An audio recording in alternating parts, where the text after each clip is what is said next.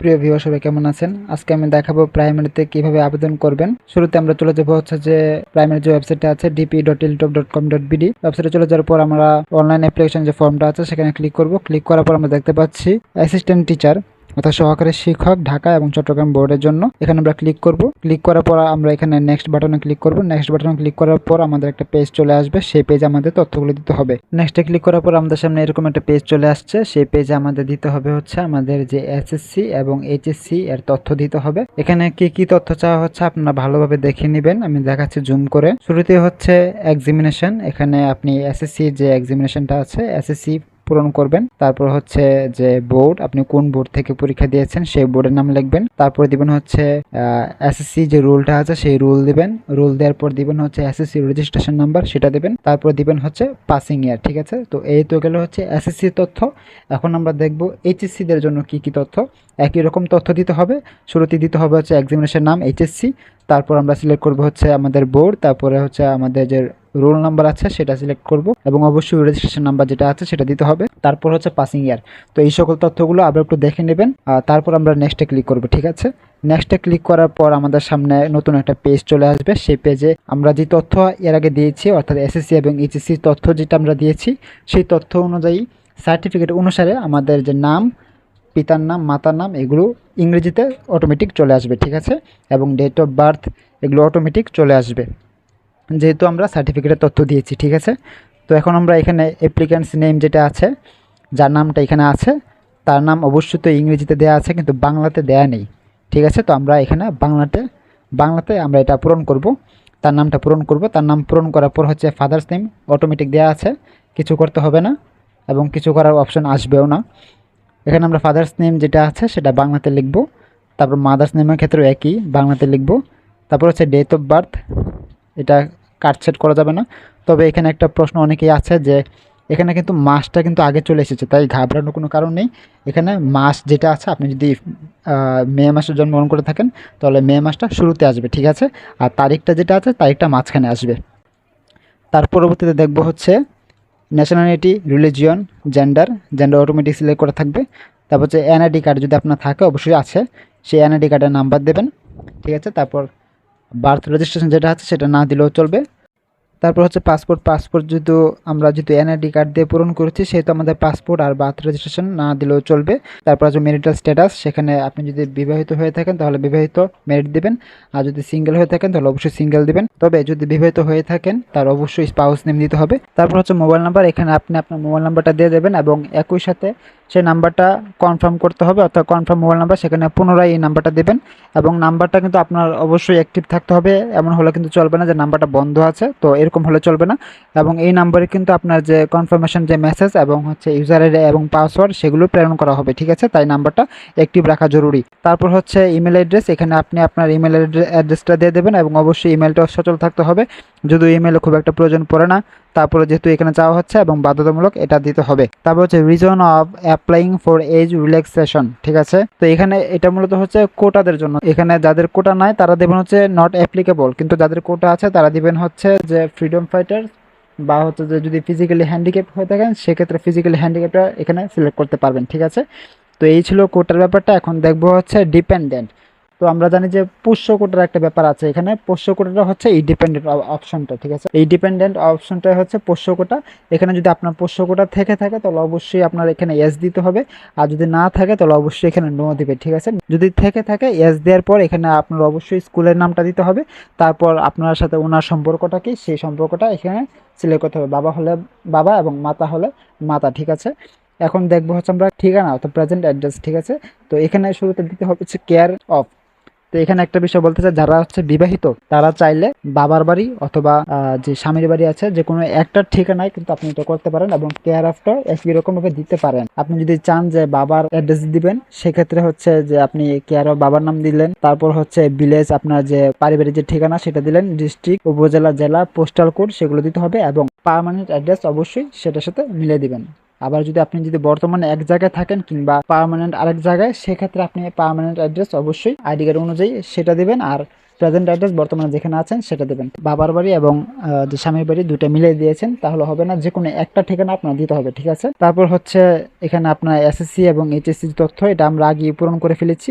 এখানে আমাদের সবকিছু চলে আসছে। আমরা এখন অনার্সের যে তথ্যগুলো আছে সেই অনার্সের তথ্যগুলো পূরণ করব। অনার্সের তথ্য পূরণ করার জন্য শুরুতে আমরা এক্সামিনেশনে যাব। সেখান থেকে আপনি যেটাতে অনার্স করেছেন, বিবি হলে বিবিএ, তারপরে সেখানে ক্লিক করে দেবেন। তারপর হচ্ছে আবার যদি বিএসএস হয় সেখানে ক্লিক করে দেবেন। তারপর হচ্ছে ইউনিভার্সিটি, আপনি যে ইউনিভার্সিটি হচ্ছে ন্যাশনাল ইউনিভার্সিটি আন্ডার হলে অবশ্যই ন্যাশনাল ইউনিভার্সিটি দেবেন। আর যদি কোনো পাবলিক ইউনিভার্সিটি হয়ে থাকে তাহলে অবশ্যই সেই পাবলিক ইউনিভার্সিটির নাম দেবেন, ঠিক আছে। তারপর আপনার অনার্সের যে পাসিং ইয়ার, সেই পাসিং ইয়ারটা দেবেন। তারপর হচ্ছে সাবজেক্ট বা ডিগ্রি, আপনি কোন সাবজেক্টে অনার্স করেছেন সেই সাবজেক্টটা দেবেন। তারপর হচ্ছে রেজাল্ট, সেই রেজাল্টটা দেবেন। এবং তারপর হচ্ছে কোর্স ডিউরেশন, অবশ্যই এখানে 4 বছর হবে। তারপরে যদি ডিগ্রি হয়ে থাকে সেক্ষেত্রে 3 বছর, ঠিক আছে। তারপর হচ্ছে আপনার যদি এমবিএ অথবা আপনি যদি মাস্টার্স করে থাকেন, যদি এটা প্রয়োজন হয় না, তবে যদি আপনি চান মাস্টার্সটা দিতে, যদি রেজাল্ট হয়ে থাকে সেক্ষেত্রে আপনি মাস্টার্সের এটা দিতে পারেন। শুরুতে সিলেক্ট করবেন হচ্ছে এমবিএ। তারপর যে আপনি যে ইউনিভার্সিটি আন্ডারে সেই ইউনিভার্সিটি দেবেন, ন্যাশনাল হলে ন্যাশনাল, আর পাবলিক হলে যে কোনো একটা পাবলিক ইউনিভার্সিটির নাম দিবেন যেটাতে আপনি করেছেন। তারপর হচ্ছে পাসিং ইয়ার, কত সালে পাস করেছেন। তারপর হচ্ছে ডিগ্রি সাবজেক্ট, কোন সাবজেক্ট নিয়ে পড়াশোনা করেছেন। তারপর আপনার যে রেজাল্ট কি। তারপর হচ্ছে কোর্স ডিউরেশন কত বছর, 1 বছর হলে 1 বছর, 2 বছর হলে 2 বছর। তারপরে এই তথ্যগুলো পূরণ করার পর আপনার এখানে ভেরিফিকেশন কোড চাইবে। সেই ভেরিফিকেশনটা কোড যদি আমরা পূরণ করি সঠিকভাবে, সেক্ষেত্রে আমাদের যে আবেদনটা আছে সেই আবেদনটা সাবমিট করার পর আমাদের নেক্সট পেজে নিয়ে যাবে, ঠিক আছে। আর তার আগে অবশ্যই এখানে I declare the information tick চিহ্ন আছে, টিক চিহ্নটা দিয়ে তারপর আমরা সাবমিটে ক্লিক করব, ঠিক আছে। তো তার আগে অবশ্যই আপনি আবার একটু রিচেক করে নেবেন আপনি যতগুলো ইনফরমেশন দিয়েছেন প্রত্যেকটা ইনফরমেশন ঠিক আছে কিনা।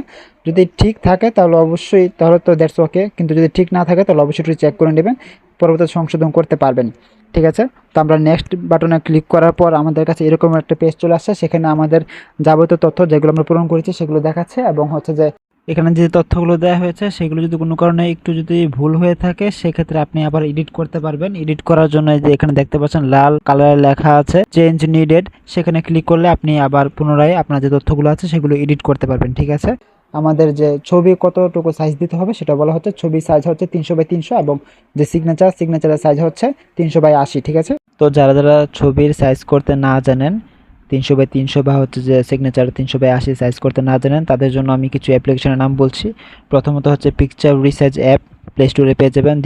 দ্বিতীয়ত হচ্ছে পিক্সেল অ্যাপ বা হচ্ছে পিকসার্ট। আর যদি আপনারা অ্যাপ ব্যবহার করতে না চান সেক্ষেত্রে ওয়েবসাইট আছে পিক রিসাইজ, কিংবা আপনি সার্চ দিতে পারেন যে পিকচার রিসাইজার, ঠিক আছে। তাহলে আপনি ওয়েবসাইট থেকে অনলাইনে রিসার্চ করতে পারবেন, ঠিক আছে। আর অবশ্যই জেপিজে ফরম্যাট লাগবে। এখন আমরা সবকিছু আবার রিচেক করে তারপর আমরা সাবমিটে ক্লিক করব। সাবমিটে ক্লিক করার পর এখানে আমাদের কাছে নতুন একটা পেজ চলে আসবে। আপনারা এই পেজটা হচ্ছে ডাউনলোড দিবেন, ডাউনলোডে দেখবেন, সম্পূর্ণ দেখবেন যে কোথাও কোনো ভুল আছে কিনা। কারণ পেমেন্ট করার আগে সবকিছু ঠিক করতে পারবেন, কিন্তু পেমেন্ট করা একবার হয়ে গেলে তারপরে কিন্তু কোনো কিছু ঠিক করা যাবে না।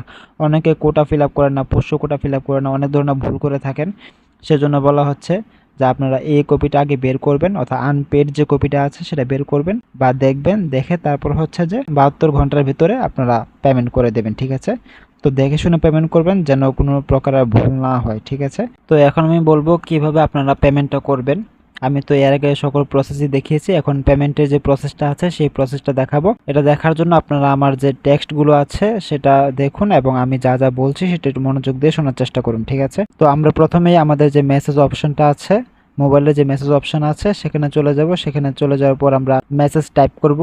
ঘরে মেসেজ টাইপ করব হচ্ছে ক্যাপিটাল লেটার DPER, তারপর একটা স্পেস দেব। স্পেস দেওয়ার পর আমরা আমাদের যে ইউজার আইডি আছে সেই ইউজার আইডিটা আমরা লিখবো। লিখে আমরা পাঠাবো হচ্ছে 16222, ঠিক আছে, 16322 এই নাম্বারে আমরা সেন্ড করব, ঠিক আছে। সেন্ড করার পর আমাদের একটা SMS দেবে। সেই SMS এ আমাদের একটা কোড দেবে। কোড দেওয়ার পর আমরা দ্বিতীয়বার আবার SMS টাইপ করব। SMS টাইপ করে আমরা লিখবো হচ্ছে DPER স্পেস, তারপরে লিখবো হচ্ছে S, কারণ আমরা আবেদনটা কনফার্ম করতে চাচ্ছি সেজন্য লিখবো S। তারপর আরেকটা স্পেস দেব। স্পেস দিয়ে লিখবো হচ্ছে আমাদের যে কোডটা, মেসেজ সেন্ড করার পর আমাদের যে কোডটা এসেছিল, সাপোজ 1234567 এরকম একটা কোড আমরা সেন্ড করব, ঠিক আছে। আমরা কোড লিখবো, লিখে আবারও একই নাম্বারে সেন্ড করব, 16322 এই নাম্বারে সেন্ড করব। সেন্ড করার পর আমাদের কাঙ্ক্ষিত নাম্বারে একটা SMS চলে আসবে। SMS এ বলবে আপনার যে ইউজার আইডি এবং পাসওয়ার্ড সেটা দেওয়া হবে, ঠিক আছে। তো এই উপায়ে আমরা কিন্তু যে আবেদনটা করতে পারি। এবং আপনি যখন পেমেন্ট করে দেবেন, পেমেন্ট করার পর আপনি আবার ওয়েবসাইটে যাবেন, গিয়ে আপনার ইউজার আইডি এবং যে পাসওয়ার্ড সেটাতে লগ ইন করবেন। তারপর দেবেন আপনার এখানে লেখা আসছে যে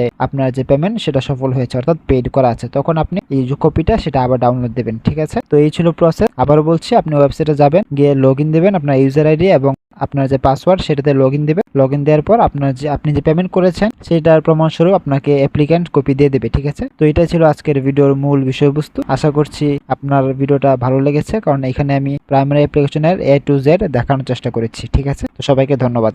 আর হ্যাঁ, আমার এই চ্যানেলটা সাবস্ক্রাইব করবেন। ধন্যবাদ।